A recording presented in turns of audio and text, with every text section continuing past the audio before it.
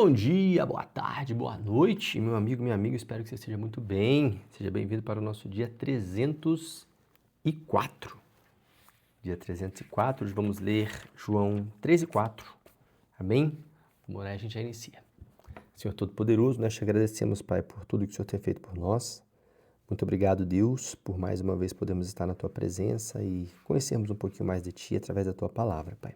Te damos graças pela Tua bondade, porque o Senhor é bom. Em nome de Jesus te agradecemos. Fica conosco. Amém. Amém. Capítulo 3. Havia um fariseu chamado Nicodemos, uma autoridade entre os judeus. Ele viu Jesus à noite e disse: Mestre, sabemos que ensinas da parte de Deus, pois ninguém pode realizar os sinais milagrosos que estás fazendo se Deus não estiver com ele. Em resposta, Jesus declarou: Digo-lhe a verdade, ninguém pode ver o reino de Deus se não nascer de novo. Perguntou Nicodemos: Como pode alguém nascer de novo sendo velho? É claro que não pode entrar pela segunda vez no ventre de sua mãe e renascer. Respondeu Jesus: Digo-lhe a verdade, ninguém pode entrar no reino de Deus se não nascer da água e do Espírito. O que nasce da carne é carne, mas o que nasce do Espírito é Espírito. Não se surpreenda pelo fato de eu ter dito: é necessário que vocês nasçam de novo. O vento sopra onde quer. Você o escuta, mas não pode dizer de onde vem nem para onde vai. Assim acontece com todos os nascidos do Espírito. Perguntou Nicodemos: Como pode ser isso? Disse Jesus: Você é mestre em Israel e não entende essas coisas? Asseguro-lhe que nós falamos do que conhecemos e testemunhamos do que vimos, mas, mesmo assim, vocês não aceitam o nosso testemunho. Eu lhes falei de coisas terrenas e vocês não creram. Como crerão se eu falar de coisas celestiais? Ninguém jamais subiu ao céu, a não ser aquele que veio do céu, o Filho do Homem. Da mesma forma como Moisés levantou a serpente no deserto, assim também é necessário que o Filho do Homem seja levantado, para que todo o que nele crer tenha a vida eterna. Porque Deus tanto amou o mundo que deu seu Filho unigênito, para que todo o que nele crê não pereça, mas tenha vida eterna.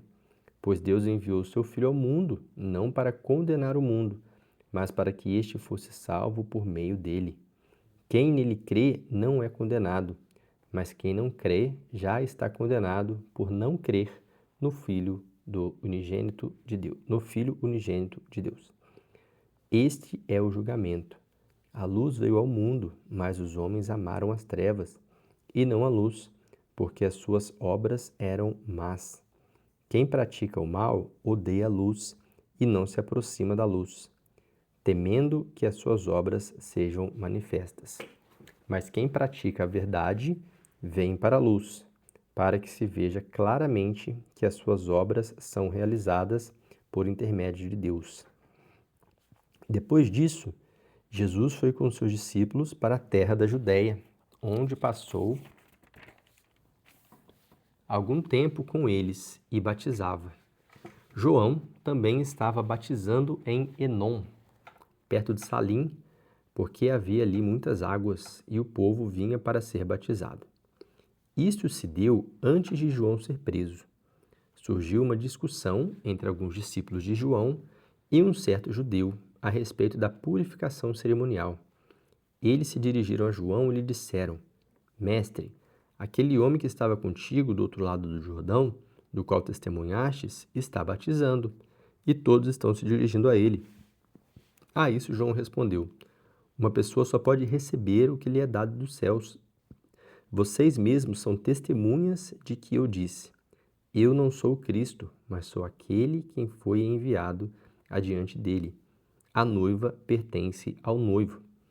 O amigo que presta serviço ao noivo é o que atende e o ouve. Enche-se de alegria quando ouve a voz do noivo. Esta é a minha alegria que agora se completa.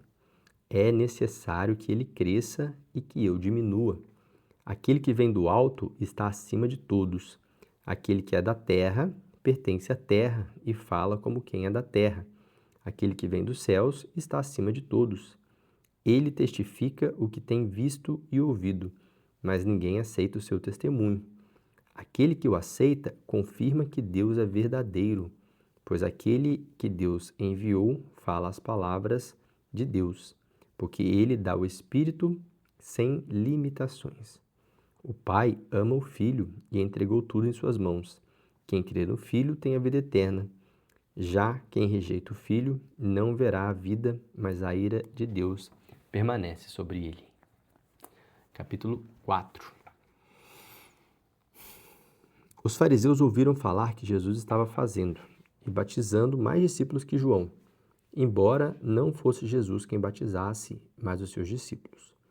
Quando o Senhor ficou sabendo disso, saiu da Judéia e voltou uma vez mais à Galiléia. Era-lhe necessário passar por Samaria. Assim chegou a uma cidade de Samaria, chamada Sicar, perto das terras de Jacó, dera a seu filho José. Havia ali o poço de Jacó. Jesus, cansado de viagem, sentou-se à beira do poço. Isso se deu por volta do meio-dia. Nisso veio uma mulher samaritana tirar água. Disse-lhe Jesus: dê-me um pouco de água. Os seus discípulos tinham ido à cidade comprar comida. A mulher samaritana lhe perguntou: como o Senhor, sendo judeu, pede a mim, uma samaritana, água para beber? Pois os judeus não se dão bem com os samaritanos. Jesus lhe respondeu: se você conhecesse o dom de Deus e quem está te pedindo água, você teria pedido e ele lhe teria dado água viva. Disse a mulher: o Senhor não tem com que tirar água e o poço é fundo. Onde pode conseguir essa água viva? Acaso o Senhor é maior que o nosso pai Jacó, que nos deu esse poço, do qual ele mesmo bebeu, bem como seus filhos e seu gado?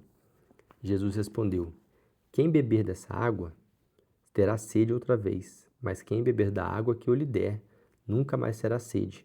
Ao contrário, a água que eu lhe der se tornará nele uma fonte de água a jorrar para toda a vida eterna. A mulher lhe disse: Senhor, dê-me dessa água, para que eu não tenha mais sede, nem precise voltar aqui para tirar água. Ele lhe disse: vá, chame seu marido e volte. Não tenho marido, respondeu ela. Disse-lhe Jesus: você falou corretamente, dizendo que não tem marido. O fato é que você já teve 5, e o homem com quem agora vive não é seu marido. O que você acabou de dizer é verdade.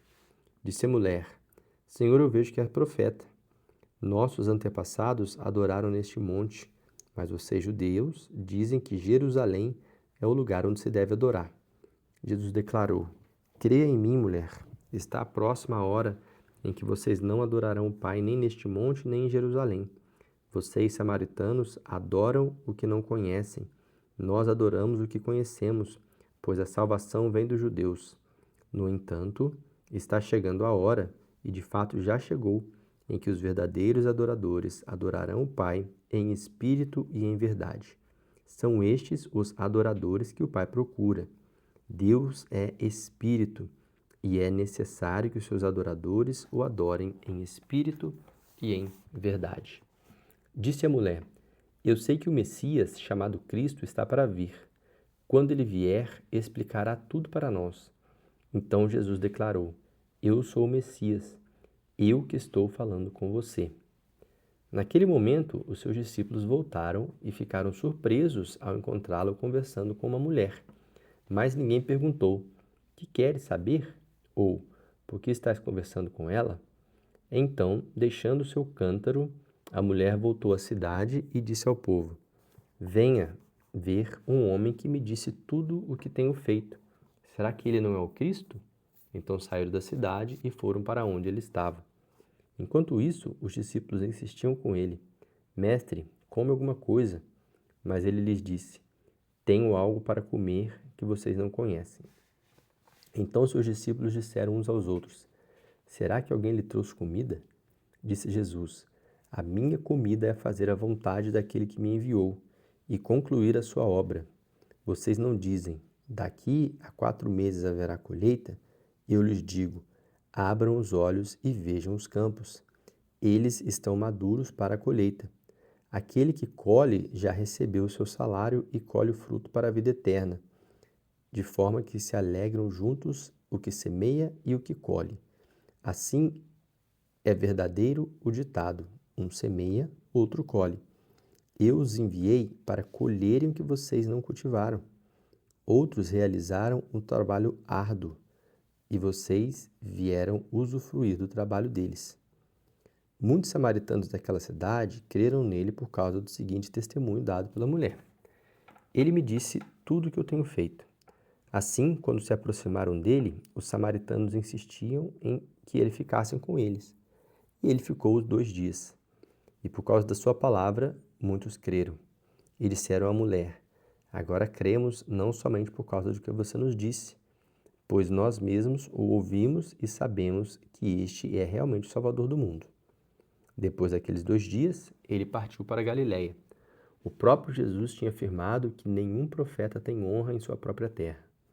Quando chegou a Galiléia, os galileus deram-lhes boas-vindas. Eles tinham visto tudo que Jesus fizera em Jerusalém, por ocasião da festa da Páscoa, pois também haviam estado lá. Mais uma vez, ele visitou Caná da Galiléia, onde tinha transformado água em vinho. E havia ali um oficial do rei, cujo filho estava doente em Cafarnaum. Quando ele ouviu falar que Jesus tinha chegado até a Galiléia, vindo da Judéia, procurou-o e suplicou-lhe que fosse curar seu filho que estava à beira da morte. Disse-lhe Jesus: se vocês não virem sinais e maravilhas, nunca crerão. O oficial do rei disse: Senhor, vem antes que meu filho morra. Jesus respondeu: pode ir, o seu filho continuará vivo. O homem confiou na palavra de Jesus e partiu. Estando ele ainda a caminho, seus servos vieram ao seu encontro com notícia de que o menino estava vivo. Quando perguntou a que horas o filho dele tinha melhorado, ele lhe disse: a febre o deixou ontem, à 1h da tarde. Então o pai constatou que aquela fora exatamente a hora em que Jesus lhe disse: o seu filho continuará vivo. Assim creram ele e todos os da sua casa. Este foi o segundo sinal milagroso que Jesus realizou depois que veio da Judéia para a Galiléia. Amém. Finalizamos a leitura de hoje. Amanhã, se Deus quiser e nos permitir, nos encontraremos para mais uma leitura. E assim vamos até finalizarmos toda a Bíblia em um ano, que essa é a nossa meta. Amém? Deus abençoe sua vida. Até amanhã.